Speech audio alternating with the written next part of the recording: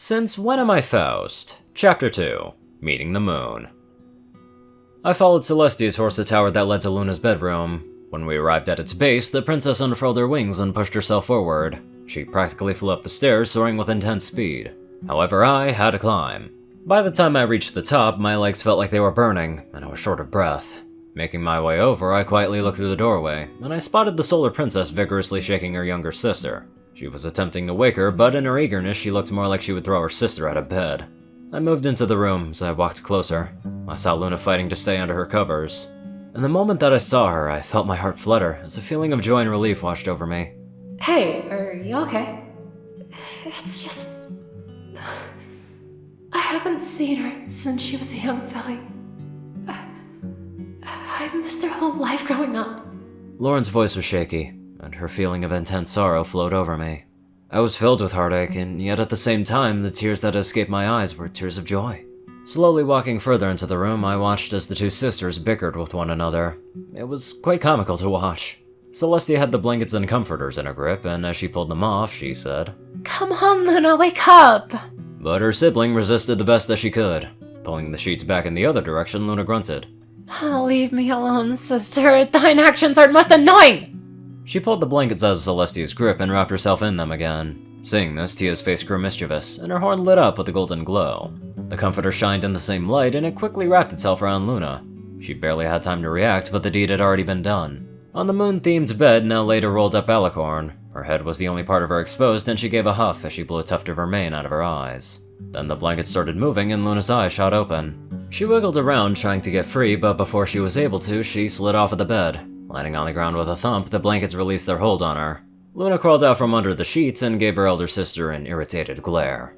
It was difficult not to laugh at the sight. Her mane was a mess, lacking the usual ethereal look the show often depicted. Her coat was fluffy and unbrushed, and her lip pouted. To say the least, she looked absolutely adorable. Grumpily, she sat up, crossing her forelegs, and said, "This better be good, Tia." Celestia's smile widened, turning into a grin as she spoke with barely contained glee. Oh, trust me, Luna, it is. Ugh, sister, why art thou so smug? Because, Lulu, we have an unexpected guest. Some pony who neither of us have seen in a very long time. Luna looked up at her sister with a confused glare. But, Tia, no ponies live long enough to be considered unseen for a long time. Celestia's grin only grew wider as I took that as my cue to finally reveal myself. I trotted quietly through the room and stood directly behind the Queen of the Night. Hello, Luna. My voice quivered as I cut through the silence. I found it difficult to speak, especially when Lauren was in control of her body's emotions. It was taking everything I had just to keep us from breaking down into tears. Luna's fur immediately stiffened, and her body froze like a stone at the sound of my voice. Her head slowly lowered, and even though I was behind her, I could sense a shadow covering her eyes. Is that you, Mother? Yeah. Or well, she's in here. Luna looked towards my direction with pained eyes, but she never met my gaze. Mom, I am so sorry. Tears began to well up at the corner of her eyes, and I felt my heart begin to feel pain. Figuring I shouldn't know too much, I decided to play dumb, and asked, Sorry for what? I didn't know if it was best to talk about it, but I figured the sooner we get past it, the better.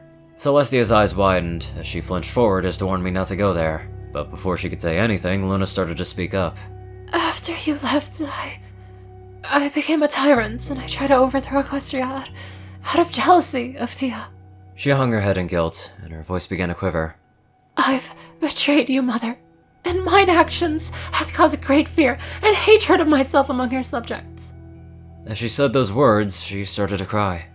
No, please don't cry. It was evident that this emotional confrontation was doing a number on this body's owner, and thus me. Trying to keep from bursting into tears myself, I tried to think of what I should say to fix the situation, but nothing was coming to my mind. I didn't know her. I didn't know how it felt to be in her position. All I am is an 18-year-old guy who just got thrown into another world. Not knowing what else to do, I hugged the mare, trying to reassure her, but I didn't know what to say. There was a silence that hung between us, and I looked into her glistening eyes. Suddenly, I found words that were not mine coming out of my mouth, and Lauren leaned forward, wiping a tear from her daughter's eyes. Luna, do you really think I care for you so little that even betraying me would make a difference? All I've ever wanted during all this time has been to see your faces again. She looked over to Celestia. Both of you. She then turned back to the princess at her side. Nothing you do or say is ever going to change that. Luna looked up at us with strained eyes, and she asked in disbelief. You forgive me? Her body was quaking, as she struggled to control her sobbing. Lauren smiled at her daughter, and tightened our embrace. With a gentle nuzzle, she assured her daughter. Yes, Luna. I forgive you. But why? I've tried to overthrow Equestria. I turned against my sister, and I've hurt so many in my selfish ambitions.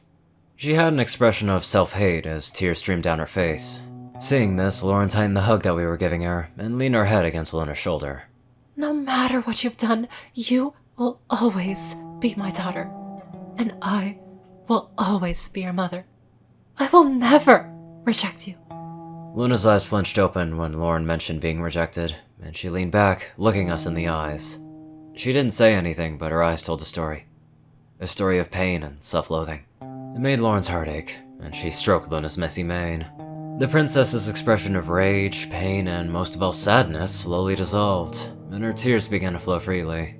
She looked up at her mom with a heartfelt smile. Thank you, Mother. I smiled, and realized that I was back in control. It was nice to see how much Lauren cared for her daughters, and I could feel the love that she had for them and the heart that we now shared. Once again, I pulled her in for a hug, and we stayed like that until Luna had calmed down. Taking a glance to the side, I noticed Celestia was looking at us with a smile, but her eyes showed that she was feeling left out. I turned, extended my arm in her direction, and grinned. You too, Tia. Get over here. Her brow lifted, and she got a happy smile on her face as she walked over. Then we all shared a group hug. I heard Lauren squee with glee. Finally, after all this time, I finally have my daughters back.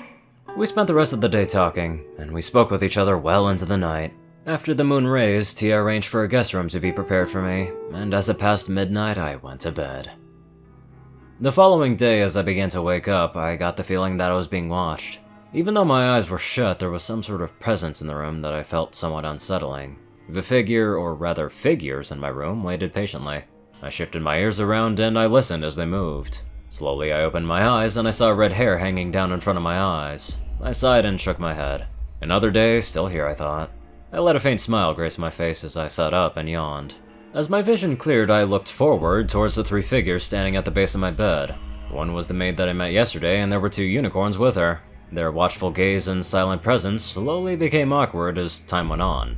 So taking their silence as a hint, I figured I was the one who was supposed to address them. I was royalty now, after all, so with a tired grin, I sat up a little more and waved. Hey, what's up? The pony standing in the center of the group stepped forward. Her coat was a light blue, and her mane was a deep navy color with a white two-tone. The unicorn took a slow, steady breath and looked me in the eyes as she said, Hello. Princess Celestia requested us to attend to you and your personal care. I am Inuit, and this is Lyra. We were both students at our school for gifted unicorns. And this here is Lily Breeze. The princess said something along the lines of you two knowing each other already. Anyways, we're happy to meet you, Miss Alex James Smith. As I realized I was saying my real name, my eyes widened, and my sobering mind finally caught up. I looked over and saw the confused expressions covering the faces of the three mares. Giving my head a shake, I threw my hoof out, waving it in front of me frantically. No, wait. I breathed out, putting a hoof against my head. Sorry, just tired. Call me either Lauren or Faust, whichever you prefer is fine. The other name was one that I went by in a different dimension, and it's kind of irrelevant now. I finished saying this with a shrug, and a pang of sadness hit my chest as I said that. It was sad how true that statement really was. The three names at the base of my bed gave me understanding smiles, and Menua continued, saying, Okay, Miss Faust. Princess Celestia is waiting downstairs in the dining hall. She said that she made breakfast for you, and you're invited to join her. Still a bit groggy, I nodded, and tossed my bedsheets off. Turning in the direction of the door, I noticed Menua give me a curious glance as she looked at me. Miss Faust, before you leave, do you require any assistance? Perhaps one of us can brush your mane? She asked this, and Lily Breeze leaned down to grab a comb. With a soft smile, I waved a hoof and said, No thank you, Menua, but I won't be requiring assistance this morning. I then swung my legs over the edge of the bed and hopped off. Landing on the marble floor, a soft tapping sound came from my hooves as they touched the ground. I looked at my attendants and smiled. Well, I best be off. It was nice meeting you three. I said this and turned to the door. With surprise on her face, Minua quickly stepped forward and reached her foreleg out, as she desperately asked, Wait, you're planning on leaving your room like that? Following her gaze, I looked up and noticed the disaster that was my mane. The bedhead was real. With a huff, I blew my bangs out of my face and shook my head. Most of my hair went back to its proper place, but it was still messy. However, it was good enough for me, so I looked over at the unicorn and shrugged. It's alright. Walking to the side of the room, I grabbed the door with my hoof and swung it open, and I left the 3 stunned mares behind. Trotting out into the hallway, my ears perked up as my new attendants expressed both their relief and confusion at my actions. Thinking about it, I realized it probably wasn't normal for a noble to leave their quarters without cleaning themselves up, let alone those seen as royalty. I suppose I failed at being royalty already. Chuckling to myself, I thought of the expressions of surprise that were on their faces, and I looked back towards the bedroom doors. My attendants were still in there, and from the faint voices I could hear, it sounded as if they were struggling to understand how I could be so carefree. It made me laugh. A moment later, I turned my head to look where I was going, and when I did, I felt my hoof fall just a bit further than it should have. I had forgotten that I was on the 2nd floor, and that the stairs weren't far from my room. Oh, not again! I shouted as I fell, tumbling down the staircase once again. I couldn't see clearly as I was tumbling head over hooves, but I was fairly sure that I passed a few ponies on the way down. As I reached the bottom, I slid a short distance on the marble floor and lay limp as I wallowed in pain. I groaned as I stood up. Then I spotted 2 guards' ponies standing a short distance away from the base of the stairs. At first I felt embarrassed, noting that I didn't have a very gratifying trip down the stairs. But then I realized I fell and got hurt right in front of them, but these jerks didn't even bat an eye at my generally painful situation. 54 stairs are pretty painful when you have stupid wings and a horn. My ears dropped to the side as I walked forward with a grumpy frown on my face. Still, they didn't move, not even their eyes. My irritation began to be replaced with concern, and in curiosity, I gently pushed the guard's side. To my surprise, he wobbled back and forth and then fell over. A loud banging noise echoed throughout the hallways as the armor he was wearing fell off. I reared back at the loud noise and quickly looked back and forth to see if anyone saw me. Then I looked down at the guard and noticed the guard had vanished. The armor falling off revealed a mannequin, and I tilted my head to the side in confusion. What the hell is this? Leaning forward, I prodded the mannequin. Then I glanced at the armor. With a curious glance, I grabbed the helmet on my hooves and put it on. I didn't feel any different, but as I spotted a nearby window, I looked at my reflection. Lo and behold, my reflection was that of a female guard, but my face became generic and almost indistinguishable from an average pony. It was weird, but neat.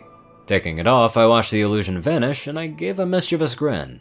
I don't know what I'm gonna use this for, but I'm keeping this. Oh man, one of these days she's gonna pretend to be a guard. Or at least that's what I think the foreshadowing is. Either way, that would be pretty interesting to see. Anywho, let's get on to our very safe donators. Top donators Peter Coulthard, J10 Man, Darkside, Gauntlet, and Only One Thing.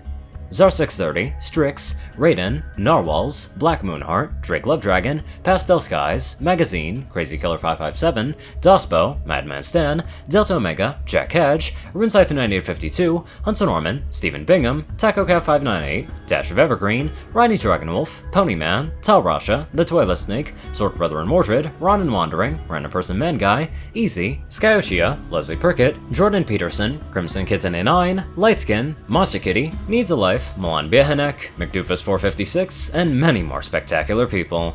Thank you all very much for watching this video and live life to the fullest.